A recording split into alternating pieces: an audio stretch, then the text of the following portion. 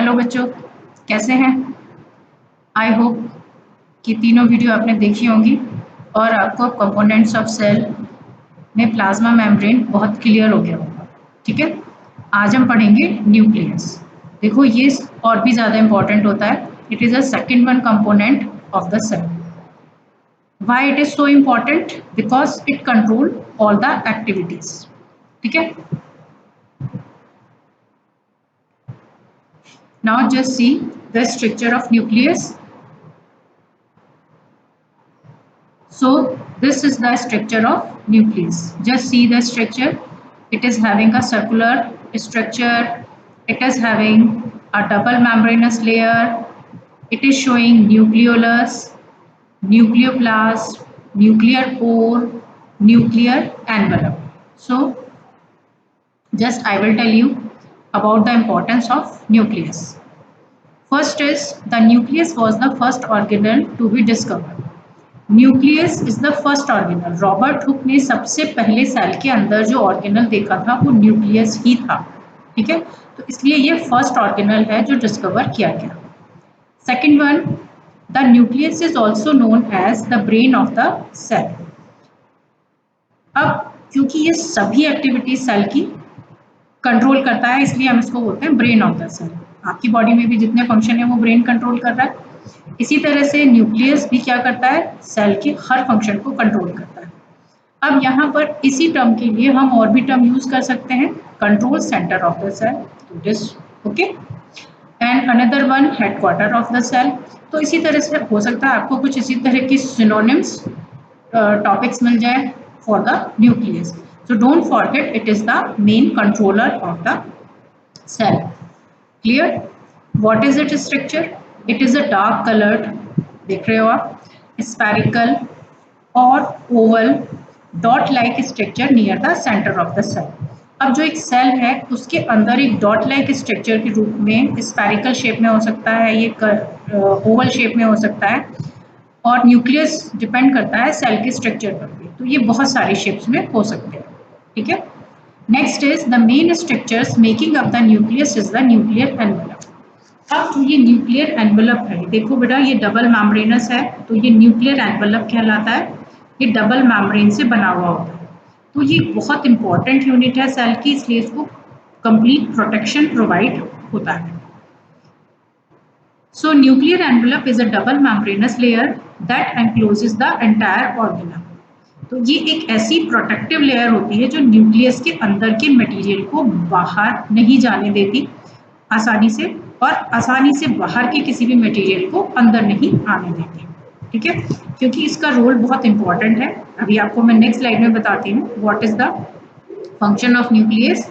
So just see it. So just functions of the nucleus. The nucleus plays a central role in cellular activities and reproduction. देखो cellular activities, cell की जितनी activities है उन्हें तो nucleus control कर ही रहा है। Beside it is controlling the reproduction also. Reproduction, what is the reproduction? Reproduction is the process to produce the similar kinds of species on the earth. ठीक है, जैसे कि आप हैं, आप भी रिप्रोड्यूस होकर आपने बर्थ लिया है। सेम लाइक जो मैंगो ट्रीज हैं, they are producing the mango trees, okay, and animals producing the same kind of species, so that everything count is in the reproduction. So everything about the reproduction controlled by the nucleus, so that's why it is very important part of the cell. Another one thing, the chromatin material gets organized into chromosomes. अब बच्चों यहाँ पर ये जो thread like structure दिखाई दे रहा है आपको, ये सब क्रोमेटिन मटेरियल है। ठीक है, जब तक सेल को डिवाइड नहीं होना है तब तक ये क्रोमेटिन मटेरियल की फॉर्म में ही रहेगा। ठीक, लेकिन once cell started to divide then it converts into chromosome. जब सेल डिवाइड होना शुरू करेगी तो ये क्रोमोसोम्स में चेंज हो जाएंगे। Chromosomes are also the genetic unit. ठीक, अब क्रोमोसोम्स क्या करते हैं? The chromosomes contain information for inheritance of features from parents to next generation in the form of DNA and protein molecules. अब क्रोमोसोम्स क्या है? क्रोमोसोम्स ही हमारी जो इंफॉर्मेशन है, जो एक जनरेशन की इंफॉर्मेशन है, वो दूसरी जनरेशन तक पहुंचाने के लिए स्टोर करके रखते हैं। ठीक, किसकी हेल्प से? They are taking the help of nucleic acids, that nucleic acids are DNA. DNA has the full form deoxyribonucleic acid, and DNA always work with the protein. So DNA or protein are making the chromosomes just like a messenger. Okay. Next is the functional segments of DNA are called genes. अब देखो DNA भी अपने आप से काम नहीं कर रहा है, डीएनए के पास भी अपनी एक फंक्शनल यूनिट है जिसको हम बोलते हैं जीन्स. ठीक है, तो यहाँ पर एक fundamental unit to carry the genetic characters from one generation to another one generation is genes. In presence of genes, always you have to consider the genes only. लेकिन यदि कहीं जीन्स नहीं दे रखा है तो then you have to take the superlative degree, DNA को count करेंगे. DNA और जीन्स दोनों ही नहीं दे रखे हैं आपको, क्रोमोसोम्स दे रखा है तो आप क्रोमोसोम्स को काउंट करेंगे.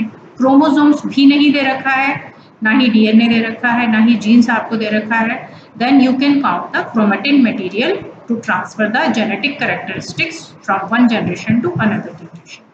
अब एक बात और देखिए, यदि यहाँ क्रोमेटिन मटेरियल भी नहीं दे रखा है then you will count the nucleus. तब आप न्यूक्लियस को काउंट करेंगे to carry the genetic characters from one generation to next generation. I think it is very clear to you. ठीक है, आप दोबारा से रिवाइंड करके आप मेरी वीडियो को सुन सकते हो, जिससे ये चीज़ आपको क्लियर हो जाए कि बेसिक यूनिट आपकी जीन्स है और then in midway you have so many units to complete this procedure. Basic unit is genes. Next is nucleus is present in both plants and animal cells. अब nucleus जो है, nucleus is a developed condition. तो ये जो plant cell होता है और animal cell होती है, इनमें present होता है. ठीक, अब plant cell and animal cell are grouped as eukaryotic cell. मैंने आपको अपनी फर्स्ट वीडियो में यूकैरियोटिक सेल्स के बारे में बताया था, जिसमें मैंने प्लांट सेल और एनिमल सेल के बारे में बताया था कि why are they called the eukaryotic cell. तो that means eukaryotic cells have the nucleus. Nucleus वो इंपॉर्टेंट यूनिट है जिसके अकॉर्डिंग ही हमने सभी एनिमल्स या सभी लिविंग क्रिएचर्स को दो ग्रुप में डिवाइड किया है. One is the eukaryotic, another one is the prokaryotic. Clear? Now Another one term is nucleoid. अभी आपने न्यूक्लियस पढ़ा. Nucleus is a mature condition, ठीक है, but nucleoid is not a mature condition. It is not well developed structure. Okay, it is also the central region in a unicellular cell. जो unicellular cells हैं, यानी जिनके पास single cell होती है, उनका central region कौन बनाता है? न्यूक्लियोइड. अब हम इसको न्यूक्लियस भी कह सकते हैं क्योंकि पहले आपने न्यूक्लियस के लिए भी यही पढ़ा. लेकिन हम क्यों नहीं कह सकते हैं? Because it contains only one chromosome. यहाँ पर लिमिटेशंस हैं, इनके पास एक ही क्रोमोसोम हो सकता है. ठीक. Third is it do not contain outer membrane. दूसरी जो इंपॉर्टेंट बात आपको वहाँ बताया था मैंने कि न्यूक्लियस के चारों तरफ न्यूक्लियर मेम्ब्रेन होती है.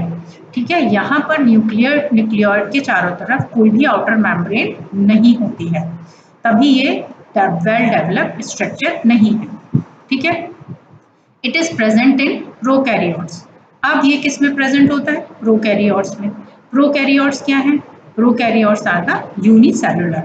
आपको तब बताया था मैंने आपको फर्स्ट वीडियो में. जिस भी बच्चे ने मेरी फर्स्ट वीडियो नहीं देखी है, please go and watch and listen carefully कि जो यूनिसेलुलर ऑर्गेनिजम्स होते हैं वो प्रोकैरियोट्स कहलाते हैं और जो मल्टी सेलुलर ऑर्गेनिजम्स होते हैं वो यूकैरियोट्स कहलाते हैं.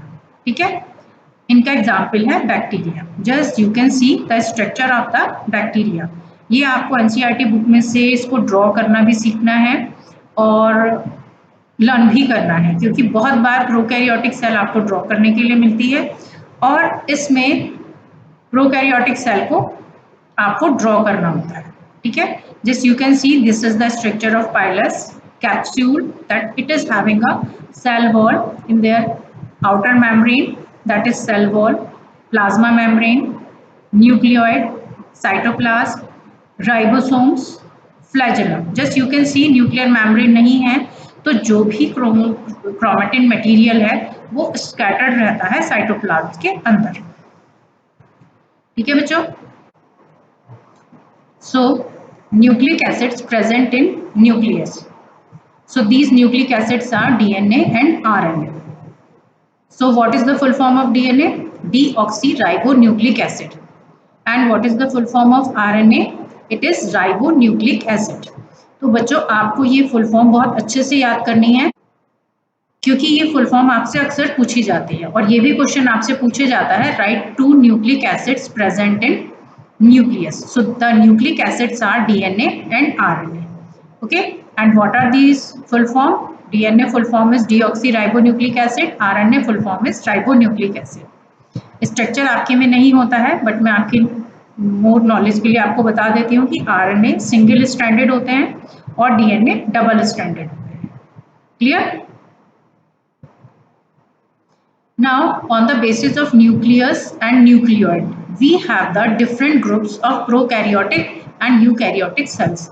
So बेटा प्रोकैरियोटिक सेल स्ट्रक्चर आपको मैंने पिछली स्लाइड में बताया था कि bacterias are the prokaryotic cell और every unicellular is the prokaryotic cell. So here you can see the difference of internal material, that is nucleoid. It is not covered with the nuclear membrane. ठीक है, अब यहाँ पर आप देखो ये animal cell का पिक्चर है, इसमें यह न्यूक्लियस है and it is covered with nuclear membrane. So which is more developed? Obviously जहां पर न्यूक्लियस है वो वेल डेवलप्ड कंडीशन है. तो ये किस में होगी? ये होगी एनिमल सेल में या प्लांट सेल में. ठीक है, इन्हें हम बोलते हैं यूकैरियोटिक सेल. अब देख लेते हैं इनका differences. What are the differences between prokaryotic and eukaryotic cells? Now see the difference between prokaryotic and eukaryotic cells. As I told you, prokaryotic cells are the unicellular cells. So they are very small in size. तो इनका size कितना होता है? They are about 1 to 10 μm. Size generally is small. Eukaryotic cells are bigger in size. So size generally large 5 to 500 μm. ठीक है. अब prokaryotic cell के लिए आपको बताया था कि इनमें न्यूक्लियोइड प्रेजेंट होते हैं, so that makes the difference. Nuclear region not well defined and not surrounded by a nuclear membrane and known as nuclear. So this is also the difference between prokaryotes and eukaryotes. For the eukaryotes, nuclear region well defined and surrounded by a nuclear membrane and known as nucleus. तो यहाँ पर nucleoid and nucleus make the difference between prokaryotic cell and eukaryotic cell. Third one difference is chromosome single in prokaryotic cell. ये बहुत छोटी sales होती हैं, इसलिए इनमें बहुत ज़्यादा क्रोमोसोम्स एग्जिस्ट ही नहीं कर सकते हैं. ठीक है. यूकैरियोटिक सेल्स में chromosomes more than one. Eukaryotic cells plant cells हैं, एनिमल सेल्स हैं, इसलिए इनमें एक से ज़्यादा क्रोमोसोम्स की ज़रूरत होती है. Next, fourth point of prokaryotic cell is membrane-bound cell organelles are absent. अब यहाँ पर केवल न्यूक्लियोइड की न्यूक्लियर मेम्ब्रेन नहीं होती है, बाकी जितने भी सेल ऑर्गेनल्स होते हैं इनकी भी मेम्ब्रेन नहीं होती है. ठीक है. और यूकैरियोटिक सेल का ये एक स्पेसिफिक कैरेक्टर होता है, they are having the membrane bound cell organelles.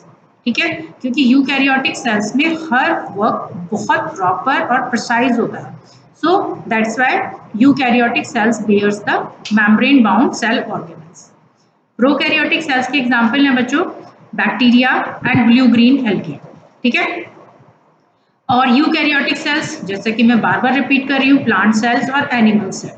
Beside it, here including one more example is fungi.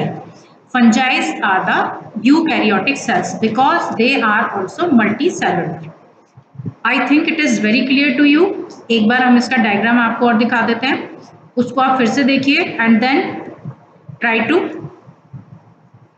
Learn the difference. Just see nucleoid and nucleus. Here you can see all the organelles are membrane bound. Okay, but here you can not distinguish any other organelle. ठीक है ना बच्चों. तो ये दोनों ही figure हैं, आपको इनको ड्रॉ करके लर्न भी करना है, तो इसलिए आप यहाँ से भी आप ड्रॉ कर सकते हैं, अपनी एनसीईआरटी बुक से भी ड्रॉ करना सीख सकते हैं और इनको लर्न कर सकते हैं. ठीक है बच्चों, like my videos, subscribe my channel and share my video to your friends also. देखो बेटा, यहाँ मैं केवल आपको समझा ही नहीं रही हूँ, मैं आपको कंप्लीट नोट्स भी प्रोवाइड करा रही हूँ, पूरी कोशिश कर रही हूँ, ठीक है, क्योंकि पढ़ाना और सिखाना मेरा पैशन है।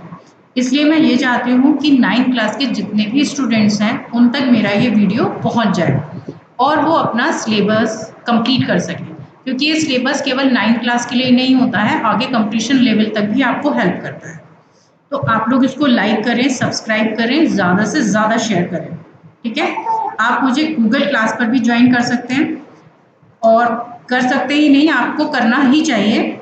आप और जस्ट मैंने वहाँ पर कुछ क्वेश्चंस अपलोड किए हैं, आप मुझे उनके आंसर सेंड कीजिए। जैसे ही मुझे आंसर्स मिलते हैं नेक्स्ट डे से मैं आपकी गूगल क्लासेस स्टार्ट कर दूँगी, ठीक है। So have a great day बच्चों, have a nice day, thank you.